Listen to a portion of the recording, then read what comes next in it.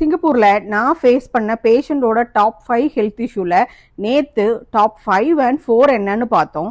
இன்னைக்கு வீடியோல 3, 2, 1 என்னன்னு பார்க்கலாம். டாப் 3ல டைஜஸ்டிவ் இஷ்யூ தான் இருக்கு. ஆக்சுவலா டைஜஸ்டிவ் இஷ்யூ அப்படின்னா ஒரு லிஸ்டே இருக்குது. ஆனா குறிப்பா இந்த 3 விஷயம் தான் ரொம்ப காமனா இருந்தது. அது என்னலாம் அப்படின்னா gas trouble, acidity and constipation. இது ரிலேட்டடா வரக்கூடிய கம்ப்ளைண்ட்ஸ் என்னெல்லாம் பார்த்தோம்னா, கொஞ்சோண்டு சாப்பிட்டா கூட வயிறு ரொம்ப ஃபில்லான மாதிரியான ஃபீல் இருக்கு. எது சாப்பிட்டாலும் கேஸ் ஃபார்மேஷன் அதிகமா இருக்கிற மாதிரி இருக்கு. சாப்பிட்டு முடிச்ச உடனே நெஞ்செரிச்சல் இருக்கு. அதுவும் நைட் டைம்ல ரொம்ப அதிகமா இருக்கு. மோஷன் ரொம்ப டைட்டா தான் பாஸ் ஆகுது. சம்டைம்ஸ் 1 or 2 days ஒன்ஸ் தான் பாஸ் ஆகுது. இந்த மாதிரியான கம்ப்ளைண்ட்ஸ் தான் ரொம்ப காமனா இருந்தது.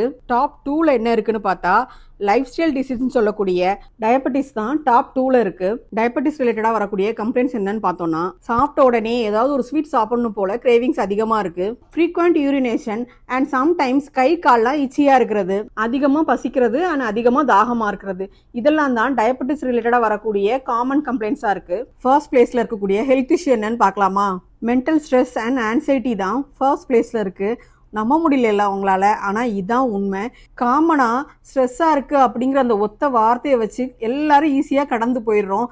ஆனா அதுதான் ஒரு பெரிய ஒரு ப்ராப்ளத்துக்கு ஒரு சின்ன ஒரு விதையா இருக்கு அப்படிங்கிறத நிறைய பேர் மறந்துருதோம். என்னன்னா தன்னை அறியாமலேயே அதிகமான ஸ்ட்ரெஸ்ஸை ஏத்திக்கிறாங்க.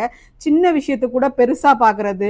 ஏதோ ஒரு விஷயம் அது அவங்க சம்மந்தப்பட்டதா கூட இருக்காது, ஆனா அதுல தனக்கு சம்மந்தம் இருக்கிறதா நினைச்சு தனக்குத்தானே ஒரு ஸ்ட்ரெஸ்ஸை கிரியேட் பண்றது.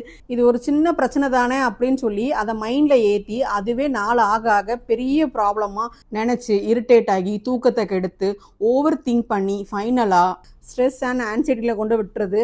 ஆனால் அதுக்கப்புறம் பார்த்தீங்கன்னா அந்த ஸ்ட்ரெஸ்ஸும் ஆன்சைட்டியும் தான் அவங்க உடம்புல வரக்கூடிய எல்லா பிரச்சனைக்கும் ஒரு மூல காரணமாகவும் இருக்குது.